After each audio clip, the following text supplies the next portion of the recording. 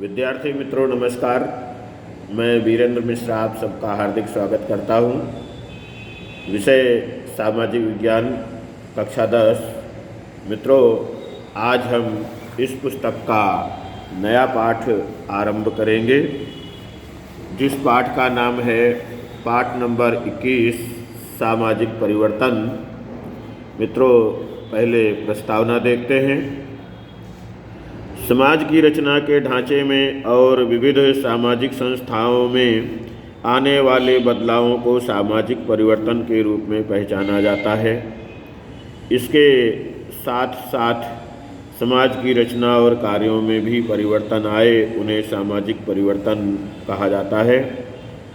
पश्चिमीकरण, वैश्विकीकरण और शहरीकरण के कारणों से सामाजिक संबंधों, पारिवारिक व्यवस्था, विवाह व्यवस्था, संस्कृति में लोगों की जीवन शैली, साहित्य, कला, संगीत और नृत्य के क्षेत्रों में आमूल सांस्कृतिक परिवर्तन आए हैं, जिसके कारण लोग एक दूसरे की संस्कृति से परिचित हुए। भौतिक वस्तुओं, भोग विलास के साधन, आधुनिक उपकरणों का उपयोग तथा दैनिक जीवन की आधुनिक शैलियों में परिवर्तन आए हैं। समाज में भौतिक परिवर्तनों के माध्यम से लोगों का जीवन स्तर सुधरा है। जीवन शैली में पाश्चात्य संस्कृति की छटा देखने और अनुभव होने लगी है। मित्रों, ये पंक्ति फिर से सुन लीजिए। समाज में भौतिक परिवर्तनों के माध्यम से लोगों का जीवन स्तर सुधरा है। जीवन शैली में पाश्चात्य संस्कृति की छटा देखने और अनुभव होने लगी है। मित्रों, अगला पॉइंट, कानून का सामान्य ज्ञान और उसकी आवश्यकता।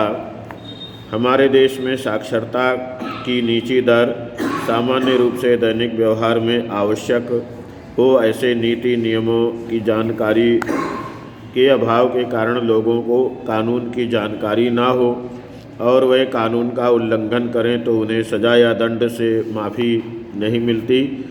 इसलिए सामान्य रूप से प्रत्येक नागरिक को कानून का ज्ञान, समझ और जानकारी देना जरूरी बन जाता है। मित्रों, कानून के सामान्य ज्ञान की आवश्यकता किस लिए, ऐसा प्रश्न अगर पूछा जाए तो उसका उत्तर है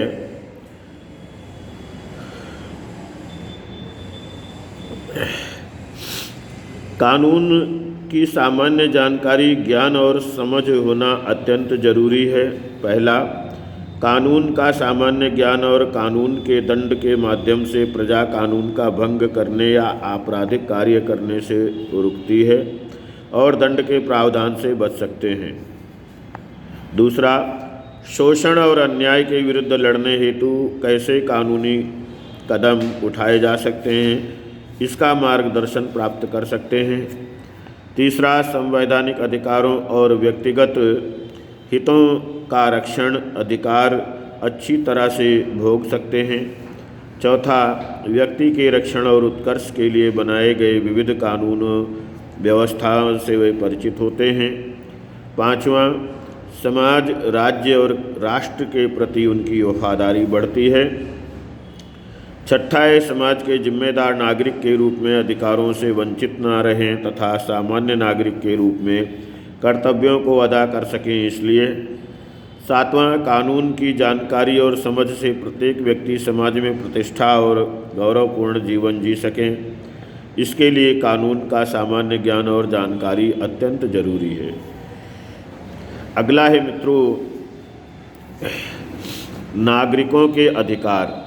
सामाजिक परिस्थितियों के बीच कोई भी सामान्य व्यक्ति मानव अधिकारों के बिना अपना सर्वोच्च विकास नहीं सिद्ध कर सकता। मानव अधिकार नागरिकता का अनिवार्य लक्षण है। संयुक्त राष्ट्र यूएन ने अपने मानव अधिकारों के घोषणा पत्र चार्टर ऑफ राइट्स में सभी व्यक्तियों को किसी भी प्रकार के भेदभाव के बिना कुछ सामान्य अधिकार दिए हैं। उसके अनुसार विश्व के सभी राष्ट्र अपने नागरिकों को अधिकार सरल और सुगमता से प्राप्त हो सकें, ऐसे प्रयत्न करें, ऐसा कहा गया है। भारतीय संविधान में लोकतंत्र की स्थापना के लिए उसके प्रत्येक नागरिक को किसी भी भेदभाव के बिना 6 मूलभूत अधिकार दिए गए हैं। जिसका विस्तार से अध्ययन हमने कक्षा 9 में किया है, इसलिए यहाँ इनका मात्र स्मरण करेंगे यानी याद करेंगे। तो मित्रों, नागरिकों के मूलभूत अधिकार निम्नानुसार हैं। पहला है समानता का अधिकार, दूसरा है स्वतंत्रता का अधिकार, तीसरा है शोषण के विरुद्ध अधिकार, चौथा है धार्मिक स्वतंत्रता का अधिकार, पांचवा है सांस्कृतिक और शैक्षणिक अधिकार, और छठा है मित्रों संवैधानिक उपचारों का अधिकार। यहाँ नागरिकों के अधिकार का चित्र दिया हुआ है प्रतीकात्मक रूप से। यदि कोई भी राज्य अथवा राष्ट्र इन अधिकारों को भंग करके नागरिकों को उनके अधिकार से वंचित रखने का प्रयत्न करे तो नागरिक उसके संवैधानिक अधिकारों के रक्षण के लिए और न्याय प्राप्त करने के लिए उच्च न्यायालय, हाई कोर्ट अथवा सर्वोच्च न्यायालय, सुप्रीम कोर्ट का द्वार खटखटा सकता है। यह अधिकार नागरिकों को संवैधानिक उपचारों के अधिकार तहत प्राप्त हुआ है, इसलिए मित्रों इसे संविधान की आत्मा कहते हैं। न्यायतंत्र का कर्तव्य बनता है कि वह नागरिकों के अधिकारों की रक्षा करे और प्रत्येक नागरिक को सरल, सस्ता, तीव्र और प्रभावशाली न्याय प्रदान करे। मित्रों, अगला आता है बालकों के अधिकार। हमारे समाज में सबसे असुरक्षित वर्ग बालक हैं। किसी भी देश के विकास का आधार उसके बालकों की सुरक्षितता, उनकी शिक्षा, संस्कार और उसे उपलब्ध करवाए गए विकास के अवसरों पर निर्भर करता है। यदि बालक शिक्षित, रक्षित और संस्कारों से संपन्न होगा तो वह अच्छा नागरिक बनकर परिवार, समाज और राष्ट्र के विकास में यथाशक्ति योगदान दे सकेगा। इसलिए बाल कल्याण को सिद्ध करना ये सामाजिक विकास की पूर्व शर्त है। यदि बालक राष्ट्र की संपत्ति है तो उनका लालन पालन, देखभाल और विकास बहुत ही अच्छी तरह, ध्यानपूर्वक, जिम्मेदारी पूर्वक करना ही पड़ेगा। बालक शारीरिक दृष्टि से स्वस्थ और सक्षम बने, मानसिक रूप से वे सचेत बने, उनकी बौद्धिक शक्तियों का विकास हो, भौतिक मूल्यों के संवर्धन द्वारा वे स्वस्थ, समझदार और जवाबदार नागरिक बने, ये देखना हमारा प्राथमिक कर्तव्य है। मित्रों, संयुक्त राष्ट्र ने ईस्वी सन 1992 में अपने अधिकारों के घोषणा पत्र में चार्टर ऑफ राइट्स, बालकों के कल्याण और उनका विकास सिद्ध करने हेतु कुछ बाल अधिकार सार्वजनिक किए हैं। इन बाल अधिकारों को हमारे संविधान में स्थान देकर उन्हें व्यवहार में चरितार्थ करने का प्रयत्न किया गया है।